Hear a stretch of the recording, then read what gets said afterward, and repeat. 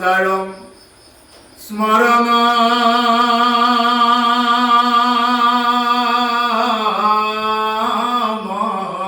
Mangala O Jago Jugadiru Hari Namama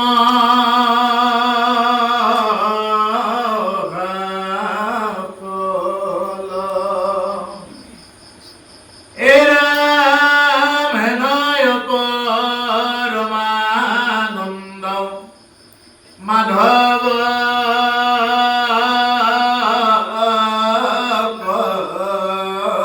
Pranita O Kumari Unara Niram Tore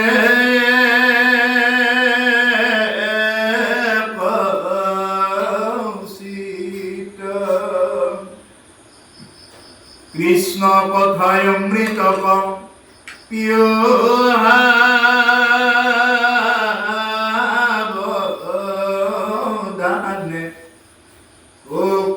যতনে যাবে প্রাণ থাকে মানে রাম ঘোর কলি যুগে মলমতি মানুষর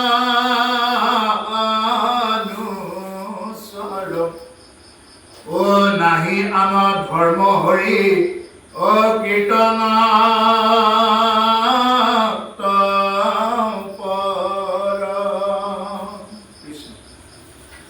আমার গুৰুতুল্য বাপ বান্ধৱ পাইমাতৃ সমস্ত জনা আজি আমাৰ যি ভাগৱত পাঠৰ ব্যাখ্যা অনুষ্ঠান ভাগ আয়োজন হৈছে ইয়াত দ্বিতীয় স্কন্ধ ভাগৱত মহাধৰ্ম সম্পৰ্কে আজি ইয়াত হৈ আছে আমি ভাগৱত বহুত চালো বহুত শুনিলো কিন্তু ভাগৱতৰ মহাধৰ্মটো কি ভাগৱত মানেনো কি কেনেকুৱা ধৰ্ম এই সম্পৰ্কে আজি ইয়াত যৎকিঞ্চিত আলোচনা কৰা হ'ব জয় জয় কৃষ্ণ যাৰ স্মৰণ মংগল জাগ যোগাদিৰ হৰিনাম মহাফল সেইজন ঈশ্বৰ কৃষ্ণক পোন প্ৰথমতে প্ৰণাম জনাই লোৱা হৈছে যিজন ঈশ্বৰ কৃষ্ণ জগতৰ সৃষ্টি স্থিতি প্ৰলয়ৰ সমস্তৰ মূল কৰ্তা কৰ্তা বিধাতা যাৰ ইচ্ছাত সত্য ৰজ তম এই তিনিটা গুণত ব্ৰহ্মা বিষ্ণু আৰু মহেশ এই তিনিটা কি হৈ আছে মানে তিনি ভাগত বিভক্ত হৈ আছে সেইজন ঈশ্বৰ কৃষ্ণৰ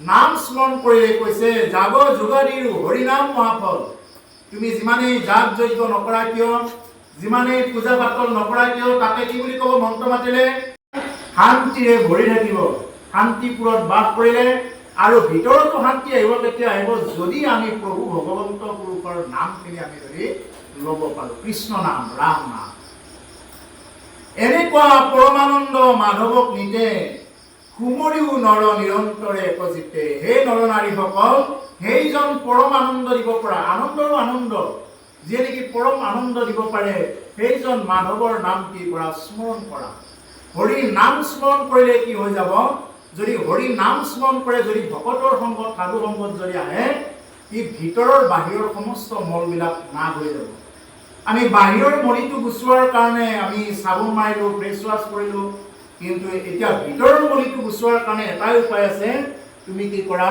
হৰি নাম স্মৰণ কৰা হৰি নাম কীৰ্তন কৰা ভকতৰ সংগ লোৱা তুমি অকলে যদি ঘৰত বহি থাকি বোলে মই ভক্তি কৰিম দে বুলি ভবা যায় তেতিয়াহ'লে তেওঁৰ ভক্তি নহ'ব গতিকে যদি কথা শুনা যায় ভাগৱত কথা এই কথা যদি শুনা যায় তেতিয়াহ'লে এইবিলাক কথাই তেওঁৰ জীৱনত কি কৰিব ক্ৰিয়া কৰিব নামঘোষাত কৈছে জলৰ যতে কমল যেহেন শৰত কালে স্বভাৱতে নিৰ্মল হ'ব এই কৰ্ণপথে ভকতৰ হিয়াত প্ৰৱেশী হৰি দুৰ্বাসনা ঘৰে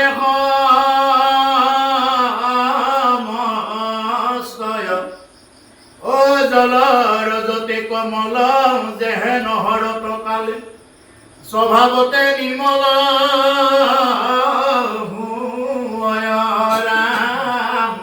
স্বভাৱতে নিৰ্মল যেনেদৰে বাৰিষাৰ পানীবিলাক ফেনে ফুটুকাৰে বৈ আহিলে পাহাৰৰ পৰা কৰবাৰ পৰা বৈ আহিলে কি হৈ যায় পানীবিলাক লেতেৰা হৈ আহে ধোলা পানী হয় বাৰিষা সময়ত। কিন্তু শৰৎকাল পৰিলে চাব তেতিয়া পানীবিলাক যেন কোনোবাই ফিল্টাৰহে কৰি থৈ দিছে। খাৱৈ পানীয়ে হওক বা আপুনি নলা নৰ্দমাৰ পানী, নদীৰ পানী সমস্তত চাব যে গোটেই পানীবিলাক পৰিষ্কাৰ হৈ থাকে যেন কোনোবাই ফিল্টাৰ কৰি থৈ দিছে। ঠিক তেনেকুৱা কৈছে, যদি কোনোবা এজন ভকতে যদি সাধু সন্তৰ সংগত যদি প্ৰকৃততে যাব পাৰে, গৈ যদি খন্তেক সময় তেওঁ নোৱাৰে, বেছি সময় বহিব কথা নাই, কিছু সময় যদি তেওঁ যদি অকণমান ধ্যান দি যদি তেওঁ বহিব পাৰে, কৈছে জলৰ যতে কমল যেহেন শৰতকালে স্বভাৱতে নিৰ্মল হয়। যেনেকুৱাকে বাৰিষাৰ লেতেৰা পানীবিলাক এনেই ফটফটীয়া হৈ যায় শৰৎকাল পৰাৰ লগে লগে, ঠিক তেনেকুৱাকে এই কথাবিলাক শুনাৰ লগে লগে তেওঁৰ মনত যিমানেই বেদনা নাথাকক কিয়, তেওঁ যিমানেই দুৰ্ভগীয়া নহওক কিয়, তেওঁ যিমানেই অনাথ নিজ হীন নিপীড়িত, কোনেও সহায় নকৰে, তেওঁ কোনেও মানুহ বুলিয়ে নাভাবে, তেওঁ যিয়েই নহওক কিয় তেওঁ শান্তি পাব, তেওঁ প্ৰাণ পাই উঠিব। এই হ'ল ভাগৱত গ্ৰন্থ। এই ভাগৱত কথা মহামুনীন্দ্ৰ মহন্ত অশোকদেৱে মহাৰাজ পৰীক্ষিতৰ আগত এই ভাগৱত কথা কৈ আছিলে। এই ভাগৱত কথা কৈ আছিলে তেওঁ অন্য জাত যজ্ঞ কৰিব পাৰিলেহেঁতেন, কলিযুগৰ আৰম্ভণিতে কৰিছে যিহেতু, গতিকে মহামুনীন্দ্ৰ মহন্ত অশোকদেৱে ৰজা পৰীক্ষিতৰ আগত ভাগৱত কথা নকৈ তেওঁ এটা যজ্ঞ কৰিব পাৰিলেহেঁতেন, তেওঁ কিবা তপস্যাৰ কথা ক'ব পাৰিলেহেঁতেন, কিন্তু তাকে নকৰি কি বুলি কৈছে, হে ৰাজন, তোমাৰ যি নেকি এই যে অভিশাপ পালা, এই অভিশাপৰ পৰা যিটো নেকি তাৰ মূল গতিটো যিটো পাব লাগে, সেই গতিটো পাব লাগিলে তুমি কি কৰিব লাগিব, কলিযুগৰ মানুহ হিচাপত তুমি ভাগৱত কথা শুনিব লাগিব। সেইকাৰণে এই যে সংস্কৃতত গালো নহয়, নিগম কল্পতৰুৰ গৰ্লিতম ফলম শুক মুখাদমৃত দ্ৰৱ সংযুতম পিবত ভাগৱতম ৰসমালয়ম মুহুৰহু ৰসিকা ভুবি ভাবুকা।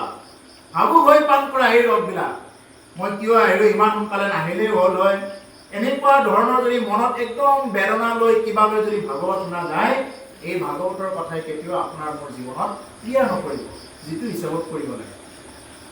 এই কথাখিনিকে মহাপুৰুষে আমাক আকৌ অনুবাদ কৰি কি বুলি কৈছে, সংস্কৃতটো অনুবাদ কৰিছে অসমীয়ালৈ বুজি পোৱাকে, এই সকল নিগম কল্পতৰু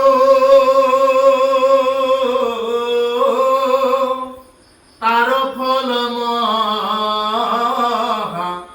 ভাগৱত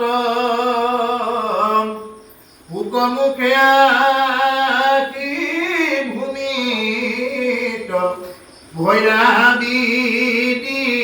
ভৈৰাবিদিত ৰসত চতুৰ যিটো জন কৃষ্ণৰ চৰণ দিয়া মন পৰম সন্তোষে পিয়ুষ ৰসয় পৰম সন্তোষে পিয়ুষ ৰসয়মৃত। সকলো নিগম কল্পতৰু শাস্ত্ৰসমূহৰ ভিতৰত ভাগৱতী একমাত্ৰ উত্তম শাস্ত্ৰ। আপুনি যিমানেই বেদ বেদাংগ অধ্যয়ন নকৰক কিয়, তাৰ মূল তত্ত্বই হ'ল এই ভাগৱত। গতিকে সেইকাৰণে কৈছে তাৰ ফল মহাভাগৱত। আগতে এই ভাগৱত গুপ্ত ৰূপত আছে।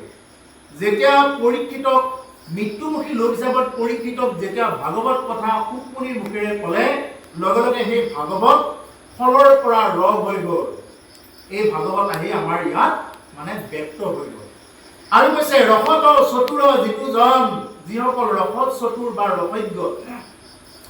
ৰসজ্ঞ লোকসকলেহে এই ভাগৱতৰ ৰসবিলাক আস্বাদন কৰিব পাৰে বা পান কৰিব পাৰে। আপোনাৰ সবৰ দৰে ৰসত চতুৰ লোকসকলেহে এই ভাগৱতৰ ৰসবিলাক পান কৰিব পাৰে। নহ'লে যি ৰসত চতুৰ নহয় তেওঁ কেতিয়াও ইয়ালৈ আহিব নোৱাৰে, আৰু ৰসত চতুৰ নোহোৱা মানুহ ইয়ালৈ আহিলেও তেওঁ শুনিব নোৱাৰে। তেওঁ শুনিলেও কাণত ঢোলে বিন্ধাদি বিধি থাকিব, তেওঁ শুনিব নোৱাৰে। সেইকাৰণে কৈছে যে পিবত ভাগৱতম ৰসম আলয়ম মুহুৰহু ৰসিকা ভুবি ভাবুকা। ভাবুক হৈ পান কৰে এই ৰসবিলাক। সেইকাৰণে আগৰ দিনৰ আমাৰ বুঢ়া বুঢ়ীবিলাকে কৈছিলে, বাপা ভাৱে ভক্তি বুলি কৈছিলে। ভাৱে ভক্তি, ভাৱেন লগতে জ্ঞানম ভাৱেন লগতে সৰ্বম। ভাবিব পাৰিলে সমস্ত জ্ঞান আছে। যদি ভাবিবই নোৱাৰো ইমানখিনি কথা শুনি, আমি ভাগৱতখন পঢ়ি গৈছো, পঢ়ি আমি কি কৈছে বুজি নাপাওঁ, এনেই আমি পঢ়ি আছোঁ আৰু এনেই আৰু পঢ়ি গৈছোঁ, মুখেৰে পঢ়ি আছোঁ, কিন্তু ব্যৱহাৰত নকৰোঁ, এনে কি কাম হ'ব?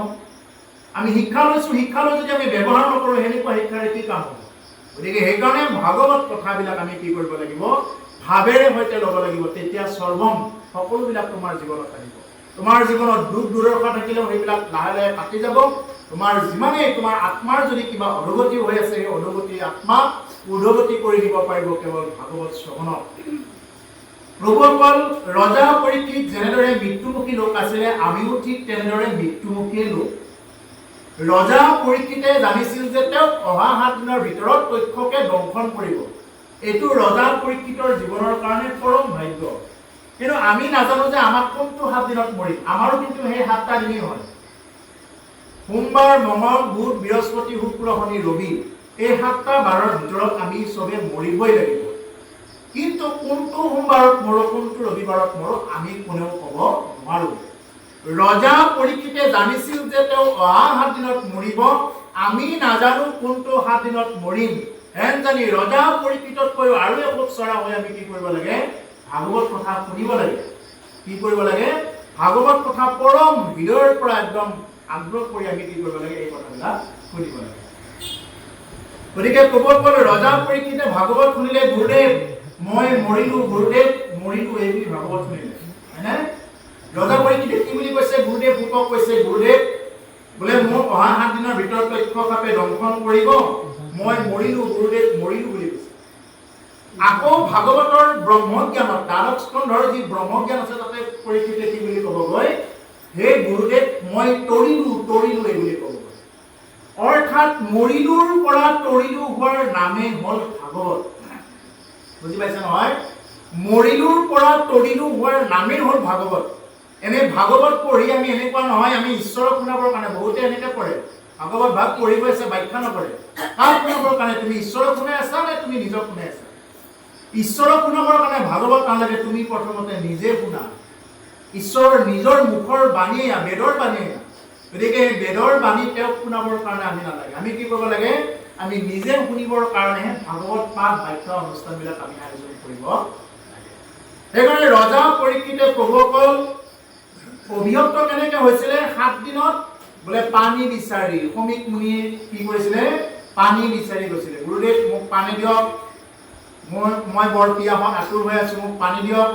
কিন্তু সমীক মুনিয়ে মিছাতে ধ্যান কৰি থকা বুলি ভাবি, অৰ্থাৎ কলিৰ প্ৰভাৱ পৰিল, আৰু সেই কলিৰ প্ৰভাৱত ৰজা পৰীক্ষিতে কি কৰিলে? সেই ব্ৰহ্মজ্ঞানী মুনিজনক মৰা সাপ আৰি দি তেওঁ অভিযুক্ত হ'ব লগা হৈছিলে। মৰা সাপ এডাল আৰি দি যি ৰজা পৰীক্ষিতে অভিযুক্ত হ'ব লগা হৈছিলে, কি কাৰণত? অকণমান পানীৰ কাৰণে, পানী বিচাৰি নাপায়। সেইজন ৰজা পৰীক্ষিতে 7 দিন 7 ৰাতি ভাগৱত শুনিলে, এটুপি পানীও নোখোৱাকৈ। আৰু আজি আপুনি মই ভাগৱত শুনিব আহিলে আমি প্ৰথম আৰম্ভণিতে চিন্তা কৰোঁ, চাহটো হৈছে নে নাই, তামোল আহিছে নে নাই। যাৰ কাৰণে ভাগৱতে আমাক ক্ৰিয়া কৰাৰ ধৰণে নকৰে। ঠিক ৰজা পৰীক্ষিতেও ভাগৱত শুনিছিলে 7 দিন 7 ৰাতি একো নোখোৱাকৈ। গোকৰ্ণই ধুন্দুকাৰীক ভাগৱত শুনাইছে, প্ৰেতাত্মা ধুন্দুকাৰী। বিগত পণ্ডিত বিলাকে তাকেই কৈ আছে, যিমান সংস্কৃত পণ্ডিত আছে। 7 দিন 7 ৰাতি সূৰ্য দেৱতাৰ অনুৰোধ ক্ৰমে তেওঁ ভাগৱত শুনাইছে গোকৰ্ণই। আৰু সেই প্ৰেতাত্মা মুক্তি পাইছে, এডাল মানে 7টা পাপ থকা এডাল বাঘত সেই প্ৰেতাত্মা ঘূৰাই দিছে। আৰু প্ৰথম দিনা ভাগৱত কৈছে 1টা পাপ ফাটি গৈছে, দ্বিতীয় দিনা কৈছে 2টা, এনেকে 7 দিন কৈছে। 7 দিনৰ মূৰত 7টা পাপ ফালি ব্ৰহ্ম এজন যি বৈকুণ্ঠৰ পাৰিষদ হৈ তেওঁ ভাগৱতৰ আগত মানে অৱস্থান কৰিছে। গতিকে সেইকাৰণে ভাগৱতৰ হ'ল এনেকুৱা মহিমা। সেইকাৰণে ভাগৱত শুনিব আহিলে আমি চাহ তামোল এইবিলাকৰ পৰা যিমানে দূৰত থকা যায় সিমানেই ভাল। এতিয়া ক'বগৈ কৃষ্ণ কৃষ্ণ কথা ওলাল। আগতে চিকাৰলৈ যোৱা নাছিলে, এনেকুৱা উল্লেখ নাই। কিন্তু ৰজা পৰীক্ষিতে কি কৰিলে? এবাৰ মানে তেওঁলোকৰ ৰাজভঁৰালটো পৰিষ্কাৰ কৰাত লাগিল। তেওঁলোকৰ ৰাজভঁৰালত মানে আগৰ যিটো মানে যুধিষ্ঠিৰহঁতেনো কি আনিলে বা কি তেওঁলোকৰ ভঁৰালত মজুত আছে, এই বুলি কি কৰা হ'ল? পৰিষ্কাৰ কৰা আৰম্ভ কৰিলে। আৰু আমি চাওঁ প্ৰাণটো কি আছে চাওঁ। ৰজা পৰীক্ষিতে এনেকে খুলি দেখা পালে যে ধুনীয়া মুকুট এটা জিলিক পিলিক কৰি আছে, একদম ধুনীয়া মুকুট। আৰু সেই মুকুটটো আছিল জৰাসন্ধৰ মুকুট। তেতিয়া ভগৱান কৃষ্ণই কৈছে জৰাসন্ধ মৰিল যেতিয়া মুকুটটো থৈ দিয়া আৰু ইহঁতৰ পুত্ৰহঁতে ব্যৱহাৰ কৰিব। কিন্তু ভীমে নামানে কি কৰিলে? ভীমে ক'লে নাই নাই, এইটো আমাৰ স্বীকৃতি, এইটো আমাৰ কি, আমি যে এই জৰাসন্ধৰ নিচিনা এটা অসুৰক মাৰিলো, এইটো আমাৰ কুকৃতি, গতিকে আমি এই মুকুটটো লৈহে যাম। এই বুলি মুকুটটো আনি ভীমে কি কৰিছিল? তালা লগাই থৈ দিছিলে। আৰু সেই মুকুটটোৱে কি কৰিলে? সেইদিনা পৰীক্ষিতৰ পিন্ধি এনেকুৱা হৈ গ'ল, লগে লগে কোনোদিন স্বীকাৰ নকৰা ৰজাজনৰ স্বীকাৰ কৰিবৰ কাৰণে মন গ'ল। এইটোৱে বাপজনাই যিটো প্ৰশ্ন কৰিছে, তেওঁ কিয় স্বীকাৰ কৰিব লগা? তাৰ মূল কাৰণটো হ'ল এইটো, তাৰমানে প্ৰভুসকল এইটো কি, আমি যদি বেলেগৰ কাপোৰ পিন্ধি যাওঁ নহয়, সেই মানুহজন যিটো ভাৱত আছে সেই ভাৱে আপোনাক আক্ৰান্ত কৰিব। যদি চাইন্সে যদি এইটো সঁচা কথা কয় যে কাৰোবাৰ যদি দেহত বীজাণু আছে, জীৱাণু আছে, এইবিলাক যদি কাৰোবাৰ খৰ খুজতি আছে, এইবিলাকৰ কাপোৰ পিন্ধিলে আপোনাৰ দেহটো এইটো আক্ৰমণ কৰিব পাৰে। যদি কাৰোবাৰ যদি ভাইৰাছ বেক্টেৰিয়েল ইনফেকশ্যন হৈ আছে, তেতিয়াহ'লে সেই ইনফেকশ্যনবিলাক আপোনাৰ দেহতো আহিব পাৰে, সংক্ৰমণ হ'ব পাৰে। ঠিক তেনেদৰে যদি কোনোবা এজন বেয়া ব্যক্তি যদি কাপোৰ পিন্ধে বা তেওঁ যদি যিকোনো ব্যৱহাৰ কৰা বস্তু যদি ব্যৱহাৰ কৰে বা কোনোবা এজন মানে বিচনাত ডাইৰেক্ট গৈ ঘপককৈ বহিলে, আৰু বিচনাত যেনেকৈ এনেকৈ বহিবই নালাগে, পাৰিলে চকীত বহক, নহ'লে বহিব নালাগে, জনা মানুহে এইটো নবহে। তেওঁ যিমানেই দামী তেওঁ বিচনা পাৰি থৈ নিদিয়ক, নবহে। আৰু বহিলেও তেওঁ যদি কিবা কাৰণত ৰাতি থাকিব লগা হয়, তেওঁ নিজা কাপোৰ পাৰি তাতেহে শুব, তেওঁ নবহে। সেইটো হ'ল পৰম বৈষ্ণৱৰ এটা মানে নীতি নিয়ম। গতিকে সেইকাৰণে ৰজা পৰীক্ষিত তেনেকুৱা এজন বৈষ্ণৱ ৰজা আছিলে, আৰু সেই বৈষ্ণৱ ৰজা পৰীক্ষিতৰ কোনোদিন মানে স্বীকাৰ নকৰা ৰজাজনৰ স্বীকাৰ কৰিবৰ কাৰণে মন, সেইকাৰণে হ'ল যে তেওঁ মুকুটটো কৰিব।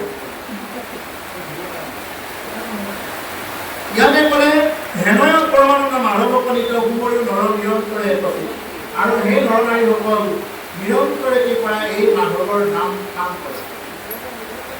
কৃষ্ণ কথা অমৃত পিও সাৱধানে, কৰিও যত্ন যাৱে প্ৰাণ থাকে মানে।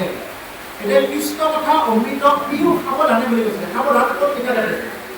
সাৱধান লিখা থাকে কাৰেণ্টৰ ট্ৰেন্সমিটাৰত, হয়নে? সাৱধান ক'ত লিখা থাকে? কাৰেণ্টৰ ট্ৰেন্সমিটাৰত। সাৱধান, ডেঞ্জাৰ, খাতৰা। ইয়াত কোনোবাই জানি হওক নাজানি হওক যদি কোনোবাই ট্ৰেন্সমিটাৰত গাড়ী দিয়ে, যদি নালাগিবলগীয়া ঠাইত গাড়ী দিয়ে পুৰি যাব, দৌৰি যাব। ঠিক কেনেকুৱা কৈছে? ভাগৱত শুনিব আহি যদি আমি বেলেগৰ পৰ চৰ্চা কৰি থাকোঁ, পৰ নিন্দা কৰি থাকোঁ, বেয়া চিন্তা বেয়া ভাৱ কৰি থাকোঁ, এইবিলাকে পুৰিব। ওপৰৰ আসনত যদি কৰি থাকোঁ, কিনো জানে আৰু এনেকুৱা ধৰণৰ যদি চিন্তা, কিনো জানে এইবিলাক, তেওঁতকৈ আমি বহুত যাওঁ। জাত্যাভিমান, জাতিক লৈ অভিমান, পাণ্ডিত্যাভিমান, পণ্ডিতক লৈ অভিমান, ৰূপাভিমান, ৰূপক লৈ অভিমান, ধনাভিমান, ধন টকা পইচাক লৈ অভিমান, গুণাভিমান, নিজৰ গুণক লৈ অভিমান। যাৰ এইবিলাক অভিমান থাকে সেই মানুহে ভাগৱত কথা শুনিলেও তেওঁৰ জীৱনত এইবিলাক কথাই কেতিয়াও ক্ৰিয়া নকৰে। সেইকাৰণে আমি ভাগৱত শুনিব আহিলে ইয়াতে কৈছে যে কৃষ্ণ কথা অমৃতক পিও সাৱধানে, সেইকাৰণে সাৱধান বুলি কৈ থৈ গৈছে ভাগৱতৰ আৰম্ভণিতে। কৰিও যত্ন যাৱে প্ৰাণ থাকে মানে, কি কৰা? তুমি যত্ন কৰা, প্ৰাণ থাকে মানে। এই ভাগৱত কথাবিলাক তোমাৰ জীৱনত প্ৰতিফলিত কৰিবৰ কাৰণে যত্ন কৰা, প্ৰাণ থাকে মানে। নিজৰ প্ৰাণ থকা মানে নিজৰ বিবেক বুদ্ধি থাকে মানে তুমি কৃষ্ণ নাম লৈ যোৱা। ঘোৰ কলিযুগে মলমতি মনুষ্যৰ নাহি আন ধৰ্ম হৰি কীৰ্তনত ঘৰ। এই ঘোৰ কলিযুগত মলমতি মনুষ্যৰ হৰি কীৰ্তনৰ বাহিৰে আৰু দ্বিতীয়টো পন্থা নাই, হয়নে? এই ঘোৰ কলিযুগত মলমতি মনুষ্যৰ, আমাৰ দেহাটো কি মলৰে দেহা, হয়নে নহয়? পিহি দিলে কাৰোবাৰ ভাল বস্তু ওলাই নেকি? ইয়াতে ওলাব পাৰে, পিহি দিলে ওলাই নে? কি ওলাই? লেতেৰাই ওলাই, মলে ওলাই। তুমি যিমানেই দামী সাজ নোখোৱা কিয়, ভাত নোখোৱা কিয়, মল হৈয়ে ওলাব। তুমি যিমানেই দামী ফিল্টাৰৰ পানী নোখোৱা কিয়, মল হৈ ওলাব। আমাৰ অন্তৰতো মল, আনৰ উন্নতি হোৱা দেখিব নোৱাৰো, আনৰ ভাল দেখিব নোৱাৰো, এই মল। সেইকাৰণে কৈছে অ নাম লোৱা, অ মলৰ দেহা নহয় যুগমীয়া, অ নাম লোৱা নহয় দেহা সোণে ৰূপে গঢ়া। এইটো কিবা সোণেৰে গঢ়াও নহয়, ৰূপেৰে গঢ়াও নহয়। এই সোণৰ নহয়, ৰূপৰ নহয়, নহয় বিনা পৰা মানৱী দেহা নহয় যুগমীয়া। ঐ মানৱী দেহা সোণে জানো মানবী দেহা ৰূপে জানো গঢ়া সোণৰ নহয় ৰূপৰ নহয় নহয় বিনা কৰা মানবী দেহা নহয় যুগমীয়া এইটো সোণৰো নহয় ৰূপৰো নহয় এইটো এই আছো এই নাই আজি হাঁহি আছো ক'বতো নোৱাৰো কালিলৈ কি আছে এনেকুৱা এটা দেহালৈ আমি কি কৰিব নালাগে অহংকাৰ কৰিব নালাগে কেইদিনীয়া দেহা এইটো আমি দুদিনমানৰ কাৰণে আহিছো আকৌ যাব লাগিব সেইকাৰণে কৈছে ঘূৰ কলিযুগে এই ঘূৰ কলিযুগত এনেকুৱা কলিযুগ আহি পালে এতিয়া সাধু সন্তক মানুহে মূল্য নিদিয়ে যদি কোনোবাই ভাল কথা কয় আৰু কি ক'ব আহিছে এই বুলি মনে মনে চিন্তা কৰিব লগা হয় আৰু যদি কোনোবাই কূটনীতিৰ কথা কয় কূটনীতিৰ কথাবিলাককে আপোন বুলি মানিব আগতে কি আছিলে আগত আজি কিছুদিন আগত বেছি দিনৰ কথা নহয় আমি সৰুতে থাকোঁতেই পাইছিলোঁ যদি কাৰোবাৰ ঘৰত যদি বেছিকৈ মদ চদ খাই থাকে আমি কি বুলি কৈছিলোঁ তেতিয়া আমি কোৱা শুনিছিলোঁ বোলে সিহঁতৰ ঘৰত একদম বেয়া বেবিচাৰী কেৱল মদে চলি থাকে এই বুলি কৈছিলোঁ আৰু আজি কিছুদিনৰ পৰা এনেকুৱা এটা পৰ্যায় হৈছে যদি সিহঁতৰ ঘৰত মদ দিয়া নাই আমি নাযাওঁ খাবৰ কাৰণে দৰকাৰে কাজতে নাহে সহযোগ কৰিবৰ কাৰণে যদি মদ দিয়া নাই এই কলিৰ প্ৰভাৱ আপোনাৰ ল'ৰাটোৱে যদি ভাল আপোনাৰ ল'ৰাটোৱে যদি মদ একো নাখায় মাছ মাংস একো যদি নাখায় আপোনাৰ ল'ৰাটোৰ লগেই নালাগিব নহ'লে মানুহে নাপাব কিন্তু যদি আপুনি এখন ভাগত চলিবৰ কাৰণে চেষ্টা কৰে তেতিয়া আপুনি একো নাপাব আৰু অকল ভাগত চলিবৰ কাৰণে চেষ্টা কৰিলে যদি অসমত থাকে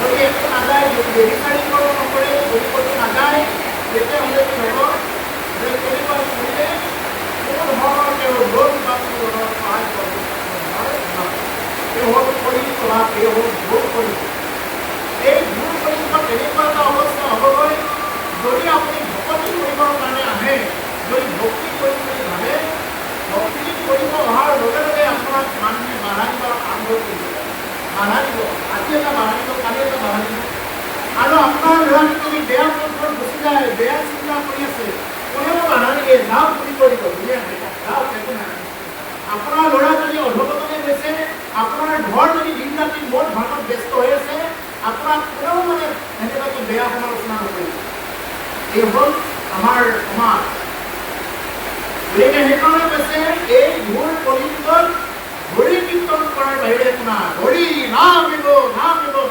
কেৱল কলৌ নাস্তিব গতি কথা হৰি নামৰ বাহিৰে আৰু দ্বিতীয় প্ৰকল্প হৰি নামেই হয় সেইকাৰণে কৈছে যে শৰীৰত আছে কলিযুগ যতবোৰ দুচুক প্ৰথমে কৰা হৰি হৰি এই শৰীৰত ইমানবিলাক কলিযুগ দুখ আছে আমাৰ এই শৰীৰত ইমানবিলাক হৰিয়ে আক্ৰমণ কৰা দুখ আছে এই সমস্ত দুখবিলাক দুখৰ কাৰণে প্ৰথমতে তুমি কি কৰা হৰি হৰি ঘোষণা কৰা হৰি নাম লোৱা হৰি নাম উচ্চাৰণ কৰাৰ লগে লগে সমস্ত দুখ পাপ এইবিলাক কি হ'ব দূৰ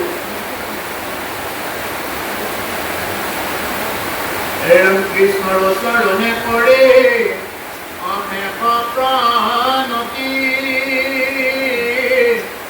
অচ্যুতৰ পিতৰ শংকৰ নিবাৰতি কৃষ্ণৰ চৰণত অশেষ প্ৰণতি কৰি অচ্যুতৰ কিংকৰ মানে হ'ল চাকৰ কাৰ চাকৰ অচ্যুতৰ প্ৰভু ভগৱন্ত কৃষ্ণৰ চাকৰ বুলি কৈছে কোনে আমাৰ কৃপালু গুৰুজনা শংকৰদেৱ গুৰুজনাই কৈছে নিজকে চাকৰ সেইকাৰণে প্ৰভুসকল আমি চাকৰ বুলি ক'ব লাগে ঈশ্বৰৰ চাকৰ ঈশ্বৰৰ দাস হ'বৰ কাৰণে চেষ্টা কৰিব লাগে হৰিৰ দাস আমি কোনো মানুহৰ দাস হৈ থাকিব নালাগে আমি কাৰো দাস বশৱৰ্তী হৈ থাকিব নালাগে আমি হৰিৰ দাস হৈ থাকিব লাগে আমি ঈশ্বৰক প্ৰাৰ্থনা কৰিব লাগে যে হে ভগৱান তোমাৰ চাকৰো আছে এনেকুৱা যাতে চাকৰ হ'ব পাৰে কিয়নো আমাৰ গুৰুজনাই কি বুলি কৈছে নিজকে চাকৰ বুলি কৈছে যদি আমাৰ শংকৰদেৱ গুৰুজনা যদি নিজে চাকৰ হয় তেতিয়াহ'লে আমি হ'ব পাৰিমনে তেওঁতো হ'ব নেকি চাৰি বেদ বিচাৰি বেদ সৰু হৰি নাম দিন ৰাতি বেদ আনিব জন কৰি তেওঁ কি কৈছে হৰিনাম ধৰ্ম ব্যক্ত কৰিছে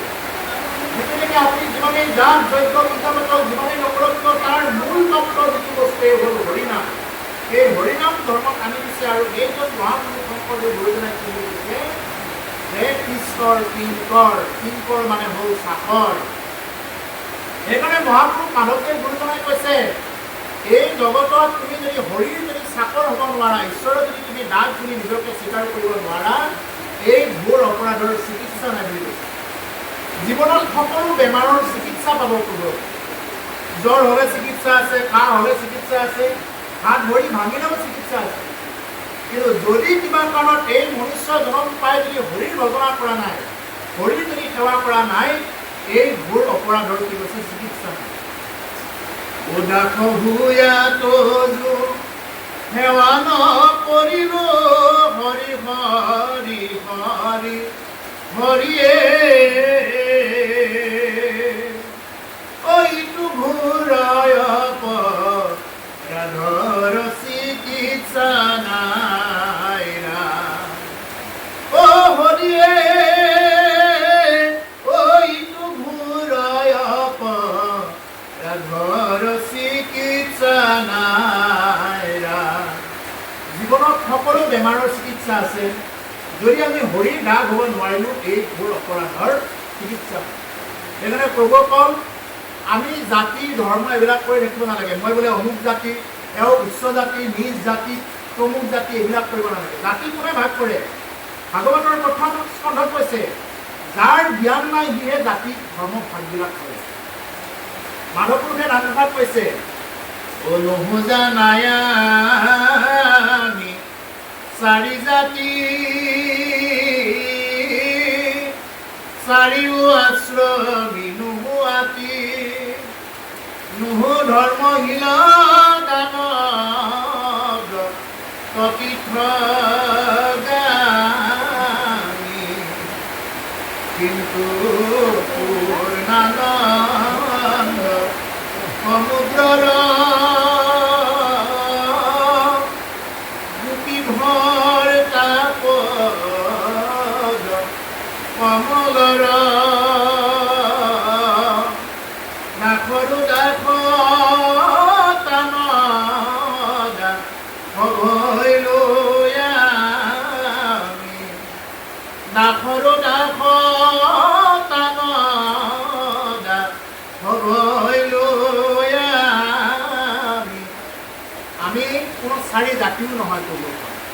আমি ব্ৰাহ্মণো হ'ব নোৱাৰিলোঁ, আমি ক্ষত্ৰিয়ও হ'ব নোৱাৰিলোঁ, আমি বৈশ্যও নহয়, আমি ক্ষুদ্ৰও নহয়। চাৰিও আশ্ৰমী নোহোৱাতে আমি ব্ৰহ্মচৰ্যীও নহয়, গাৰস্থীও নহয়, বানপ্ৰস্থীও নহয়, সন্ন্যাসীও নহয়। কিন্তু পূৰ্ণানন্দ সমুদ্ৰৰ গোপী ভৰ্তাপদ কমলৰ যিয়ে নেকি গোপীৰ ভৰণ পোষণ কৰিছিলে, গোপীৰ লগত ৰাস লীলা কৰিছিলে, সেইজন ঈশ্বৰ কৃষ্ণৰ যাতে দাসৰো দাস তানো দাস হইলো আমি। তোমাৰতো দাস আছে, তোমাৰতো দাস মানে চাকৰ, তোমাৰতো চাকৰ আছে, চাকৰৰো চাকৰ আছে, চাকৰৰো চাকৰ আছে, এনেকুৱা যাতে চাকৰো যাতে চাকৰ হ'ব পাৰোঁ। আৰু হে ভগৱান, যদি মই এনেকুৱা চাকৰ হ'বৰ কাৰণেও যদি মই যোগ্যতা হোৱা নাই, এই যোগ্যতাখিনি যাতে তুমি আমাক সেইখিনি আনি দিয়া, এইবুলি ভগৱানৰ ওচৰত এইখিনি প্ৰাৰ্থনা কৰিব লাগে। আৰু দেখিব এই যোগ্যতাখিনি তেওঁ কি কৰিব, আনি দিব। সেইকাৰণে প্ৰভুসকল এই কলিযুগত আমি জাতি ভাগ কৰি লাভ নাই। ব্ৰহ্ম জানন্তি জয়সহ ব্ৰাহ্মণ, যিয়ে ব্ৰহ্মক জানে তেওঁহে ব্ৰাহ্মণ। এনেই উপাধি চাই ব্ৰাহ্মণ বুলি নকয়। জন্মনা জায়তি শূদ্ৰ, জন্মত সকলো শূদ্ৰ হৈয়ে জন্ম পায়। সংস্কাৰত দ্বিজ হয়, যাৰ সংস্কাৰ হয় শৰণ লয়, শৰণ বা দীক্ষা লোৱাৰ পিছত তেওঁ দ্বিজ মানে দ্বিতীয় জন্ম হয়, নহ'লে তেওঁ দ্বিজ হ'ব নোৱাৰে। আৰু কি কৰিছে, ব্ৰহ্ম জানন্তি ব্ৰাহ্মণ, যিয়ে ব্ৰহ্মক জানে তেওঁহে ব্ৰাহ্মণ হ'ব। গতিকে অন্যথা ইয়াৰ ব্যতিৰেকে এনেই মই মানে কৈ দিলেই নহয়। যদি তেওঁ ব্ৰাহ্মণ হয়, যদি তেওঁ জন্মত উচ্চ জাতি হয়, যদি তেওঁ মদ খোৱা আৰম্ভ কৰি দিছে, যদি তেওঁ মাংস খোৱা আৰম্ভ কৰি দিছে, তেওঁ যিমান ব্ৰহ্ম বীৰ্য নাথাকক কিয় এইবিলাক চব নষ্ট হৈ গৈছে।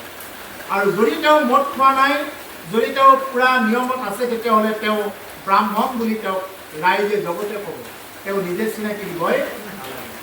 গতিকে সেইকাৰণে প্ৰভুসকল ইয়াতে কৈছে অচ্যুতৰ কিংকৰ শংকৰ নিগৰতি, অচ্যুতৰ চাকৰ বুলি ভবা আমাৰ কৃপালু গুৰুজনাই কৈছে। এই এতিয়া দ্বিতীয় স্কন্ধৰ কথাখিনি এতিয়া ক'ব।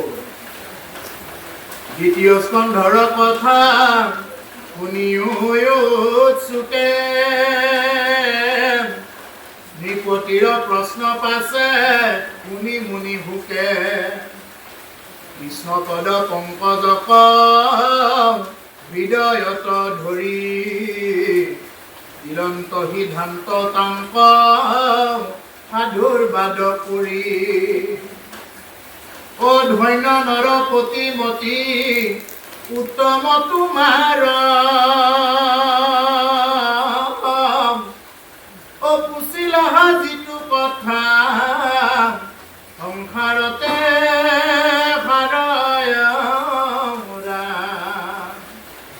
মুখৰোহা ধন ইটো জগতৰ গীত লভিলা মুকুতি যিটো তাহাৰো বাঞ্ছিত নৃপতিৰ প্ৰশ্ন আছে শুনি মুনি হুকে এতিয়া ৰজাৰ প্ৰশ্নবিলাক শুনি মহামনীন্দ্ৰ মহন্ত শুকদেৱে কৃষ্ণ পদ পংকজক হৃদয়ত ধৰি এতিয়া কৃষ্ণৰ পদ পংকজ হৃদয়ত ধৰি দিলন্ত সিদ্ধান্ত তাংক সাধুৰ বাদ কৰি কি কৈছে যে তেওঁক সিদ্ধান্ত দিছে কোনে শুকমুনিয়ে শুক গুৰুৱে কি কৰিছে ৰজা পৰীক্ষিতক সিদ্ধান্ত দিছে সাধুৰ বাদ ধন্যবাদ দিছে ধন্যবাদ হে ৰজা পৰীক্ষিত তুমি যি মোক প্ৰশ্ন কৰিছা এই ভাগৱত ধৰ্ম সম্পৰ্কে তুমি মোক প্ৰশ্ন কৰিছা এতিয়া আমাৰ কিছুমান আহে প্ৰশ্ন কৰাৰ কাৰণে বোলে আমি পঢ়ি আছোঁ ভাগৱতৰ কথা লৈ গ'ল আকৌ ভীমলৈ লৈ গ'ল নকুল সহদেৱলৈ লৈ গ'ল আকৌ এটা অসুৰলৈ অসুৰৰ মাকৰ নাম কি আছিল তুমি মাকৰ নাম জানি কি কৰিবা আগতে হৰি নামটো তুমি জানা আগতে হৰি নাম জপ কৰা ৰাম নাম জপ কৰা ৰাম নাম জপ কৰিলেহে হ'ব বোলে অমুকৰ মাকৰ নাম কি আছিল অমুকৰ বাপেকৰ আজু ককাকৰ নাম কি আছিল এইবিলাক ইমান বিচাৰ্য বিষয় নহয় আচল কথা হ'ল শাস্ত্ৰই কি বুলি কৈছে আমাক শাস্ত্ৰই এটা কথাই কৈছে যে তুমি নাম লোৱা হৰি নাম লোৱা কৃষ্ণ নাম লোৱা আৰু প্ৰশ্নও এনেকুৱাই হ'ব লাগে ভাগৱত অনুষ্ঠানত প্ৰশ্ন ঠিক এনেকুৱা এইকাৰণে কৈছে ৰজা পৰীক্ষিতক গুৰুদেৱে কৈছে বোলে সাধুবাদ ধন্যবাদ এই পৰীক্ষিত তুমি মোক সুন্দৰ প্ৰশ্ন কৰিছা ধন্য নৰপতি মতি উত্তম তোমাৰ পুছিলাহা যিটো কথা সংসাৰতে হাৰ এই নৰপতি এই ৰজা পৰীক্ষিত তুমি মোক যি প্ৰশ্ন কৰিছা এই প্ৰশ্ন সংসাৰতে হাৰ ৰজা পৰীক্ষিত আছে সহাগৰা পৃথিৱীৰ একছত্ৰী সম্ৰাট ৰজা পৰীক্ষিত সেইজন ৰজা পৰীক্ষিতে গুৰুদেৱ শুকৰ ওচৰত গৈ সোণৰ সিংহাসনত গুৰুদেৱক বহুৱাই দিছে আৰু তেওঁ নিজে কুবন পাৰি বহিছে গংগাৰ তীৰত আৰু আমাৰ কিবাকে অকণমান নিজৰ ল'ৰাটোৰ চাকৰি হ'বহে লাগে তেওঁ চশমাৰ তলেৰেহে চাব দৰকাৰ হ'লে তেওঁ মানে চকুৰ চাৱনিয়ে বেলেগ হৈ যায় তেওঁ খোজৰ ধৰণেই বেলেগ হৈ যায় তেওঁ হাঁহিব নাজানে আজি বহুত মানুহে হাঁহিব নাজানে টকা পইচাৰ অভাৱ নাই কিন্তু হাঁহিব নাজানে কিয় কি অভাৱটো কি হৈ আছে নিজে নিজে চিন্তা কৰিব অভাৱ কি হৈছে আধ্যাত্মিকতাৰ অভাৱ আজি টকা এনেকুৱা টকা আছে কোনো মানুহৰ অভাৱ নাই কিন্তু খোলা হাঁহি মাৰিব নোৱাৰে টোপনি যাব নোৱাৰে দামী বিচনাখনহে কিনি ল'ব পাৰিব টোপনিটো ক'ৰ পৰা কিনিব তুমি দামী বিচনাখন কিনি ল'লা লাখ টকীয়া বিচনা কিনি ল'লা স্লিপিং টেবলেট খাই খাই শুব লগা হৈছে কিয় শুব লগা হৈছে তোমাৰ তাৰ মানে কি যে তুমি যে নেকি এতিয়া যিটো জীৱন বুলি ভাবি আছা এইটো জীৱন নহয় তুমি যদি আধ্যাত্মিকতাৰ দিশলৈ নাহা তুমি যদি ভগৱানৰ ভক্তিৰ ওচৰলৈ যদি নাহা যদি সম্পূৰ্ণ তেওঁৰ ওচৰত যদি আত্মসমৰ্পণ বা সাৰেণ্ডাৰ কৰি নিদিয়া তেতিয়াহ'লে তোমাৰ কি নহ'ব তোমাৰ ভক্তি কেতিয়াও বা তুমি জীয়াই থাকোঁতেও তুমি সুখ নাপাবা মৰিলেও তোমাক কোনেও পিণ্ড তীৰ্থ কৰি কোনেও তোমাক সদ্গতি দিয়াব নোৱাৰে সেইকাৰণে কৈছে হৰি নাম লোৱা হৰি নাম ল'ব দিয়ে কিন্তু আমাৰ মানুহে হৰি নাম ল'ব টান পায় কোনোবাই যদি অলপমান এনেকে পানী মাৰি দিয়ে এই পানী মাৰি দিলে মানুহে খুব ভাল পায় অলপমান মোক পানী মাৰি দিয়ক পানী মাৰি দিলে যাতে মই পবিত্ৰ হৈ যাওঁ কিহৰ আৰু নাম ল'ব লাগে নাম ল'বতো মানুহে টানেই পাই যায় কোনোবাই যদি মোক এটা তাবিজ দি দিয়ে যাতে মই ভক্তি নকৰিলেও হয় এনেকুৱাহে বিচাৰে মানুহবিলাকে বিচাৰিত বিষয় আৰু কিছুমানৰ এনেকুৱা আছে বোলে যেনেদৰে বোলে এনে যাতে বহি থাকিলেও যাতে এনে ধন টকা পইচা আহি থাকক এনেকুৱা বহুতে বিচাৰে ঠিক তেনেকুৱা মানে ভক্তিটো যাতে এনেই হৈ যায় কিন্তু হৰিৰ নাম ল'বৰ কাৰণে ইচ্ছা নকৰে দেৱে পানী মাৰি দিয়ে কেনেকে ওম পবিত্ৰ হোম পবিত্ৰ বা সৰ্বাৱস্থান গতু পিবা ইয় স্বৰে পুণ্ডৰীকাক্ষংশ বাৰ্ভাভ্যম তৰং সুচি এইবুলি পানী মাৰি দিয়ে পূজাৰ আৰম্ভণিত এইটোৱে গুচি কৰি লয় পূজাৰ চব পূজা যিমানে পূজা নকৰক কি বুলি কৈছে দেৱে ওম অপবিত্ৰ হো পবিত্ৰ বা, তুমি অপবিত্ৰই হোৱা বা পবিত্ৰই হোৱা, সৰ্বাবস্থান গতুপি বা, তুমি যি অৱস্থাতেই নাথাকা কিয়, ইয় স্মৰে পুণ্ডৰীকাক্ষ, তুমি পুণ্ডৰীকাক্ষ প্ৰভু ভগৱন্ত কৃষ্ণক স্মৰণ কৰা, বাৰ্ভভ্যন্তৰং শুচি, তেতিয়াহে তুমি বাহিৰে ভিতৰে শুচি হবা। নহলে তোমাক পানী মাৰি কোনোবাই শুচি কৰিব পাৰে? কোনোবাই পানী মাৰি কোনেও কাকো শুচি কৰি দিব নোৱাৰে। পানী মাৰি দেৱে এইটোৱে কৈছে বোলে হে ভাই তুমি কৃষ্ণ বুলি কৈ পানীখিনি খোৱা, ৰাম নাম লোৱা, হৰিৰ নাম লোৱা, পুণ্ডৰীকাক্ষৰ নাম লোৱা। নাই, নাম নলয়। তাৰমানে কি লাগে, দেৱে বোলে মন্ত্ৰ মাতি আছে পানীখিনি খাই দিওঁ। পানী খোৱাৰ নিয়মো নাজানে। পানী খোৱা কেনেকে নিয়ম আছে, এই হাতখনেৰে লৈ এনেকুৱাকে লৈ এইফালে আহিব লাগিব। ডাইৰেক্টটো আমাৰ মানুহে বস্তুটা লগাই একদম সোপা মাৰি দিয়ে, এইটো নহয়। এইটো নিয়ম নহয়। কাৰণ যিবিলাকে মন্ত্ৰ উচ্চাৰণ কৰে তেওঁলোকক সুধিব, যিসকল পুৰোহিত কৰে, সোপা মাৰি দিয়া নহয়। গতিকে সেইকাৰণে প্ৰভুসকল এতিয়া কথা হ'ল যে আমি যিমান যাগ যজ্ঞ পূজা পাতল নকৰোঁ তাৰ মূল বস্তুটোৱেই হ'ল হৰিনাম। হৰিনাম, হৰিনাম ল'বই লাগিব। সেইকাৰণে বিভিন্ন প্ৰকাৰ যজ্ঞ কৰি থাকিলেও ওচৰতে গীতাখন চাই দিয়া বুলি কয়। কিয় কয়? যদি গীতাখন চালে হয় যজ্ঞ কিয় কৰিব লাগে? কলি যুগত ভাগৱতৰ প্ৰথম স্কন্ধত কৈছে কলি যুগত প্ৰকৃত ঘি নাই। কৰিব পাৰিব, বিশেষকৈ অসমতো ব্ৰাহ্মণৰ অভাৱ। সংস্কৃত মন্ত্ৰ শুদ্ধ উচ্চাৰণ হ'ব লাগিব। এটা মন্ত্ৰৰ যদি অকণমান আকাৰ ইকাৰ যদি অকণমান যায়, তস্তামণি যজ্ঞত এটা ঘটিছিলে এনেকুৱা। যদি অকণমান আকাৰ ইকাৰ যদি যায় তেতিয়াহ'লে কি হৈ যাব, মানে এতিয়া কি কৰিব? এইটো চাহ দিব খুজিছে নেকি? নাই নহয়, আমি সোনকালে এৰিম বাৰু। আৰু যদি নাখালে নহয় অলপ পিছত গৈ গৈ তাতে দি দিব, পিছফালে দি দিব। গতিকে আমি যজ্ঞ কৰিব লাগিলে আগতে ক'ৰ পৰা গাখীৰ ওলাইছিলে? সুৰভি গাইৰ পৰা ওলাইছিলে, কামধেনু গাইৰ পৰা ওলাইছিলে। এতিয়া সেই সুৰভি গাইও নাই, কামধেনু গাইও নাই। এতিয়া গাইবিলাকে ঘাঁহবিলাক ক'ৰ পৰা খায়? সাৰ দিয়া ঘাঁহ খায়, সাৰ দিয়া দানা খায়। আপুনি দোকানত যদি ঘি কিনিব যায়, দোকানে সুধিব আপোনাক পোৰা ঘি লাগে নে খোৱা ঘি লাগে? তাকো ভেজাল। গতিকে জন্তুৰ চৰ্বিৰে উলিওৱা ঘিয়েৰে আপুনি যদি যজ্ঞ কৰিব যায় সেইটো ক্লিয়াৰ শুদ্ধ নহ'ব। 12 বছৰ হাল বাব লাগিব। সেই যি জাগাত যজ্ঞ কৰিব, হোম কৰিব, যেনেদৰে জনক ৰাজাই 12 বছৰ হাল বাইহে যজ্ঞ কৰিছিলে। 12 বছৰ হাল বাব লাগিব। এতিয়া য'তে ত'তে যজ্ঞ কৰি দিছে। য'তে ত'তে যজ্ঞ কৰিলে কি হ'ব? সেই জাগাত কাজিয়া তৰ্ক বিতৰ্কৰ সূত্ৰপাত হ'ব। সেইকাৰণে কলি যুগত যজ্ঞ নিষ্ফল। কৰিব পাৰিব। আগতে যজ্ঞ কৰোঁতে কি ওলাইছিলে? তাৰ পৰা কাৰোবাৰ যদি সতি সন্ততি নাই, বোলে লোৱা তোমাৰ ৰাণীক এই ফলকেইটা খুৱাই দিবা, যোৱা সতি সন্ততি হৈ যাব। চিৰিয়েলবিলাকত দেখোন দেখিয়ে দেখে, বোলে যুদ্ধ কৰিবা, যোৱা এই পাশুপাত অস্ত্ৰ লোৱা, এই অস্ত্ৰপাতে তোমাৰ কাম কৰিব, যোৱা এই অস্ত্ৰপাত মই প্ৰদান কৰিলোঁ। দেৱতাবিলাকে প্ৰদান কৰিছিলে অস্ত্ৰবিলাক, বোলে ৰথ প্ৰদান কৰিছিলে। আজি ক'লা ধোঁৱাখিনিৰ বাহিৰে কি ওলাইছে? আমাৰ অসমৰখিনি কৈছোঁ, অসমৰ বাহিৰত আছে কিন্তু পণ্ডিত এতিয়াও আছে, নাই বুলি নকওঁ। কিন্তু অসমৰ পৰিৱেশটো বিশেষ কৰি ইয়াত শুদ্ধ সংস্কৃত উচ্চাৰণ কৰিব পৰা ব্ৰাহ্মণ হয়তো খুব মানে নায়েই বুলিব পাৰি, কিন্তু আছে যদিও কোনোবাই লুপ্ত হৈ আছে, নায়েই প্ৰায়। শুদ্ধ সংস্কৃত উচ্চাৰণ কৰিব লাগিব। তেওঁ সৰুৰ পৰাই গুৰুকুলত তেওঁ যাব লাগিব। গুৰুকুলত গৈ এটা আকাৰ ইকাৰ অকণমান লৰচৰ হ'ব নোৱাৰে। আৰু যদি তেনেকুৱা মানুহক যজ্ঞ কৰিব দিয়ে তেতিয়াহ'লে কি হ'ব?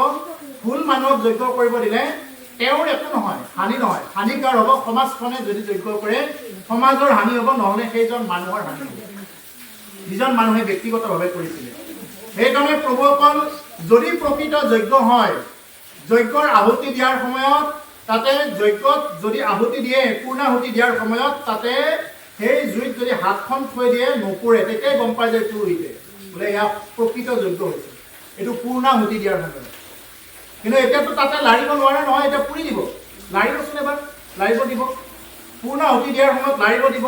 গতিকে সেইকাৰণে কলি যুগত ইয়াত ভাগৱতৰ প্ৰথমতে কৈছে, আমাৰ শংকৰদেৱ গুৰুজনাই কৈছে, ভাই যাগ যজ্ঞ পূজা পাতলৰ মূল বস্তুৱেই হ'ল হৰি নাম।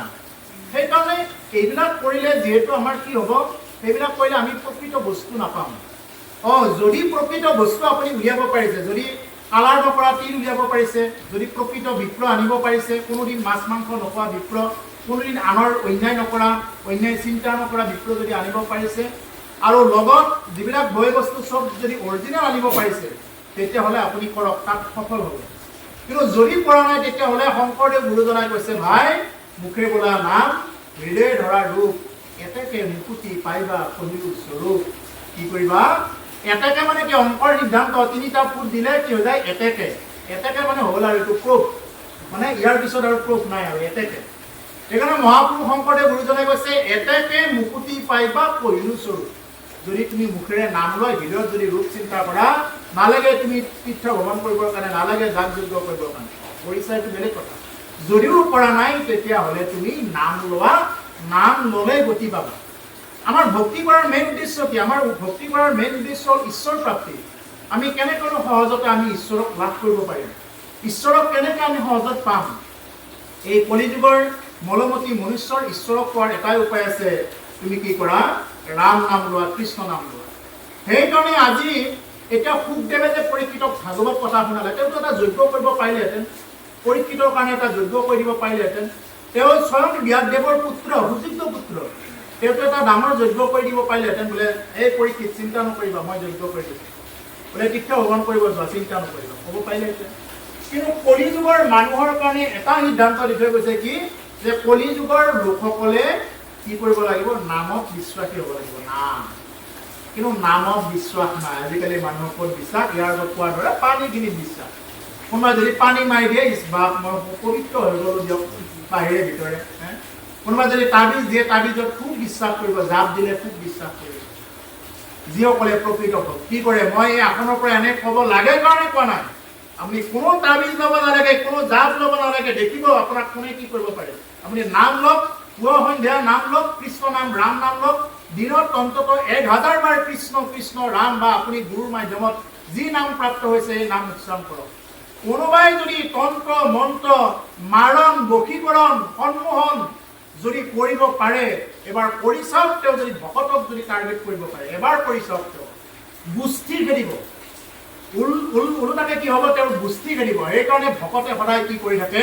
ভকত হ'ল সেইকাৰণে অবিধি কিংকৰ কোনো বিধি ব্যৱস্থাত নাই ভকত অবিধি কিংকৰ ভকত বুলি কয় ভকতে কেতিয়াও বিধি ব্যৱস্থাৰ মাজত নচলে আৰু বিধিৰ কিংকৰ কোনবিলাক যিয়ে নেকি যাগ যজ্ঞ কৰে এই হ'ল বিধিৰ কিংকৰ মানে ব্ৰহ্মাৰ কিংকৰ যিসকল প্ৰকৃত ভকতে শৰণ লৈছে তেওঁলোক ব্ৰহ্মাৰ কিংকৰ নহয় যেনেদৰে এতিয়া আপোনালোকে বুজি পোৱাত অসুবিধা হ'ব পাৰে আমি কিয় কিংকৰ নহয় বিধিৰ কিংকৰ কিয় নহয় ভাগৱত চাব লাগিছিল 7টাত আমি এতিয়া চাইছোঁ 8টাত আমাৰ ইচ্ছা গৈছে হয়তো আমি 5টা বজাৰ পৰা আৰম্ভ কৰিব পাৰোঁ আমি কোনো সময় নাচাওঁ আমি কোনো বাৰ নাচাওঁ শনিবাৰ হ'লেও হ'ল ৰবিবাৰ হ'লেও হ'ল সোমবাৰ হ'লেও হ'ল কিবা অমাৱস্যা পৰিলেও পৰিল পূৰ্ণিমা পৰিলেও পৰিল আমাৰ ভাগৱতে কোনো দুখ নধৰে এই ভাগৱতৰ যেতিয়াই ইচ্ছা তেতিয়াই চাব পাৰে আমি ৰাতি 2টা বজাতো আৰম্ভ কৰিব পাৰোঁ কিন্তু আপুনি পূজা পাতল নোৱাৰে এই বিধিৰ কিংকৰ মতে যাব লাগিব একদম গ্ৰহ নক্ষত্ৰৰ ক্ষণ মিলিব লাগিব তেওঁ উপযুক্ত হ'ব লাগিব বহুত কথা আছে সেইকাৰণে কি যে আমি ভকতবিলাক হ'লো কি অবিধি কিংকৰ কোনো বিধি ব্যৱস্থাত নাই আৰু অভকত হ'ল বিধিৰ কিংকৰ মানে বিধিৰ ব্যৱস্থাৰ লগত জড়িত এই হ'ল পাৰ্থক্য ভকত আৰু অভকত আৰু কৈছে যদি কোনোবাই ভক্তি কৰিব পাৰে কৈছে কৃষ্ণৰ কৃপা ধিতু বিঘ্নিৰ মুণ্ডত ভৰি দিয়া হৰি গুণ গাই নাচে কোনে প্ৰকৃত ভকতসকলে বিঘিনীৰ মূৰত ভৰি থৈ অৰ্থাৎ বিঘিনী যদি আহিছে বিঘিনীৰ মুণ্ডত ভৰি থৈ হৰি গুণ গাই নাচে কোনে ভকতে নাচে বেলেগে নোৱাৰে বেলেগে আকৌ যদি ভক্তি নকৰে তেওঁ তাবিজ ল'বই লাগিব জাপ ল'বই লাগিব উপায় নাই আৰু কিন্তু যদি তেওঁ ভকত হ'লেও ল'ব লাগিব যদি তেওঁ প্ৰকৃত নাম জপ নকৰে অভ্যাস যদি নকৰে যদি প্ৰকৃততে যদি তেওঁ নাম তেওঁ তাবিজ ল'বই লাগিব মনে মনে হ'লেও ল'ব লাগিব আৰু যদি তেওঁ যদি নাম লয় পুৱা সন্ধ্যা যদি গুণ সেৱা কৰে ঈশ্বৰক যদি স্মৰণ কৰে গুৰুক যদি স্মৰণ কৰে গুৰুৰ যদি কৃপা হয় কোনো এনেকুৱা এটা শক্তি নাই যি শক্তিয়ে তেওঁক লৰাব পাৰিব এনেকুৱা কোনো ধৰণৰ শক্তি তেওঁৰ ওচৰত কিয় হ'ব নাম এই হ'ল হৰি নাম সেইকাৰণে নামৰ ওপৰত বিশ্বাস ৰাখি চলিব লাগে যি ভকতে কোনো ধৰণৰ মানে একদম বিভিন্ন প্ৰকাৰৰ সেইবিলাকত ব্যস্ত হৈ নাথাকে বোলে তাবিজ লোৱা জাপ লোৱা এইবিলাক সেইকাৰণে ভকত অবিধি কিংকৰ কাৰণে সেইবিলাকৰ পৰা দূৰত সেইবিলাকত নাই ভকতৰ দেহত এইবিলাক দেখা নাপায়